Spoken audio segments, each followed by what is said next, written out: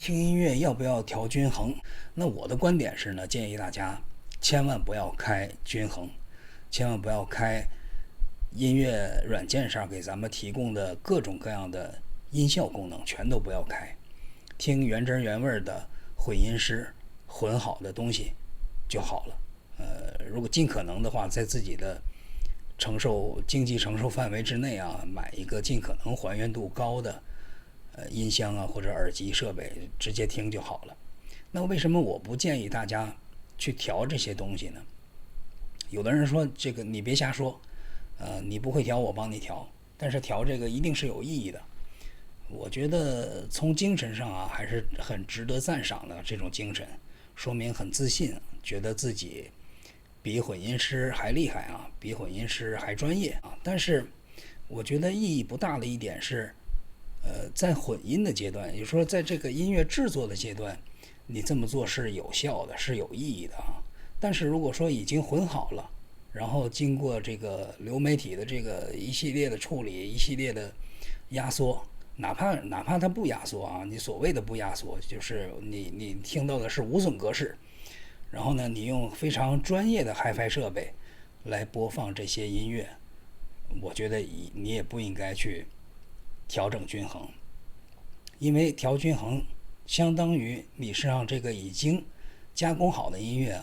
失真了，就是它一定会在动态上有所牺牲的，一定会牺牲它的动态。这就相当于什么呢？举一个特别不恰当的例子啊，相当于说有病了啊，生病要吃药，那这药呢，可能能把你这个病治好，但多多少少这个药是有副作用的。那什么都不如压根儿就不生病，压根儿就不吃药好，对吧？那其实呢，除非你听到的是一些非常粗制滥造的音乐啊，但只要是正儿八经的音乐啊，我相信混音师的这个水平技术啊，一定是在我们普通的听音乐的人之上的。那他们给咱们做好的这些音乐啊，相当于是一个没病的音乐。你既然选择听这个音乐了，对吧？那一定说明你爱听嘛。你如果不爱听，你就翻下一首，你就不听就好了。那你如果爱听的话，它一定是一个没有病的音乐，至少在混音上，它没有病，你非要去吃点药，这就等于是没病找病啊。这个是我的一个观点，所以我不建议大家去手动调任何的均衡和音效。我为什么想做个视频跟大家聊这个话题呢？就是其实在网络上看到这种相关问题的讨论啊，包括平时生活中我也见到过很多很多就非常有自信的人，非常喜欢折腾的人。那我自己也是一个喜欢折腾的人，之前一直是听这个卡带啊、磁带机，后来听 CD，这个时代一直是没有太多的可折腾的空间的，因为我买的我不知道高端的设备有没有这些功能啊，都没有太多的可以调整的功能。是什么时候可以调了呢？就是这个数码时代来了以后，我们用手机用 MP3，最早 MP3啊，后来用手机，再后来有各种比较奢侈的这个发烧设备啊，这种各种 HiFi 的数码播放器啊。那我刚开始也是来回来去反复的折腾，反复的折腾之后呢，我就感觉怎么折腾啊，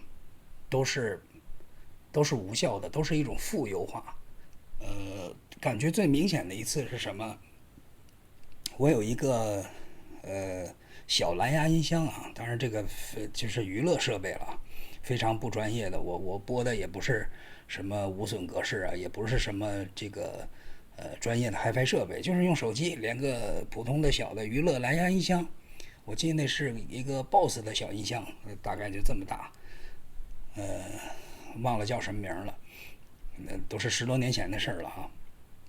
拿这个音箱呢，平时白天听音乐感觉挺好的，但是呢，晚上怕扰民的情况下，我把它音量开得非常小的情况下啊，它会出现一个问题，就是它的低频和高频就不匹配了，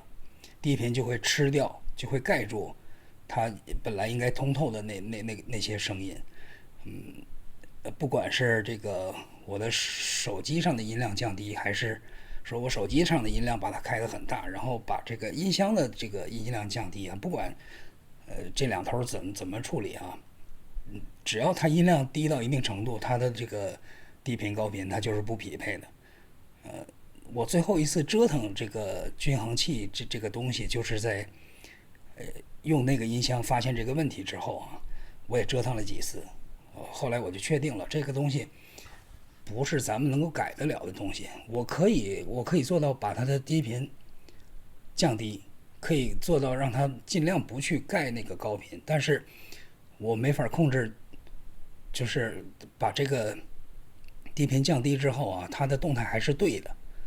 它的细节是不受损的。你怎么着怎么调，其实你都是牺牲了一部分，就是你要的那一部分可能能做到，但是它会给你带来一些副作用，是你不想要的，一定是这样。然后后来我就想，哎，别瞎折腾了，就是半夜就别听了不就完了？怕扰民你就戴耳机听呗，在对的场景上用对的东西啊，这个是还是最关键的解决这个问题的办法。当然了，折腾呢是一种非常好玩的事儿，这个事儿本身它也有乐趣。我从小到大也见到过很多喜欢折腾的人，包括我自己，我也非常喜欢折腾。但是呢，我会在这个过程中看到一些非常得不偿失的情况，也会看到过一些因为折腾其实走偏了的人。我不知道各位见没见到过这种情况啊？就举一个生活中咱们常见的例子啊，你身边有没有这样的人啊？比方说买一安卓手机，买到了以后呢，第一件事啊，下一个跑分软件，测试，哇，我这手机啊跑多少分？这个在我看来其实挺没有意义的。这么说吧，如果说你是做手机的，那这件事儿，你关注这些参数啊、性能啊，可能对你来说是有意义的。但是我们平常用手机来说，过度的关心这些啊，其实是一种得不偿失的一种走偏了的一种状态。当然了，这个无所谓了，因为也耗费不了你太多的时间和精力。我看到的比较惋惜的情况，很多喜欢玩吉他的特别能砍，其实我挺佩服他们的，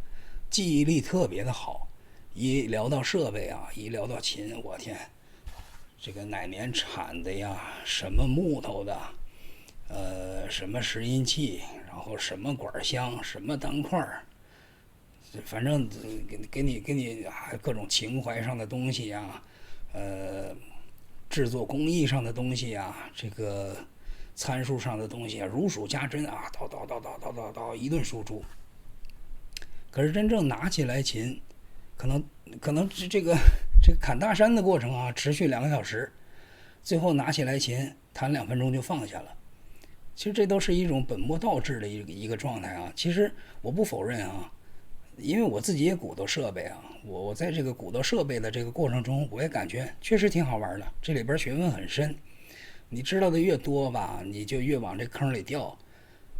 最后我突然一回头发现，哎，我好像没怎么弹琴了，我好像净研究这些东西了啊。那这些东西有没有意义呢？绝对不能说没有意义啊。就是说，如果你是一个职业乐手，或者你是一个职业音乐人的话，这些东西其实是有意义的。但是，如果咱们听音乐也好，或者说作为一个音乐爱好者啊，我就随便弹琴啊，你过多的去关注这些东西，其实就会让自己走偏了。这个是一个非常得不偿失的一个状态。我看到过很多这样的例子，也觉得挺惋惜的啊。本来是因为喜欢音乐，接触的这些东西，然后最后发现其实喜欢的可能不是音乐了。到最后呢，其实他变得，在我看来啊，他不像一个玩吉他的人，他像一个卖吉他的人，他像一个开琴行的。你的职业如果不是这个，那过多的关心这些东西，其实对你来说帮助不大，而且是有很大的反作用力的啊！大家也可以在这个评论区里边留言，来分享你看到过的一些类似的让你感觉到比较奇怪的情况啊！我确实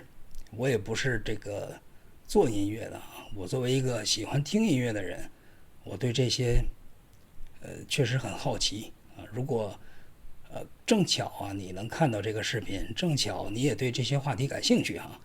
可以在咱们的评论区留言，我每一条留言都会看。如果有留言的话，我一定会好好认真看。下期节目呢，我也会给大家做一些避坑的视频吧，尽量的让咱们这个不太富裕的朋友们少花一些冤枉钱。这个宗旨就是这样。好，咱们下期节目再见。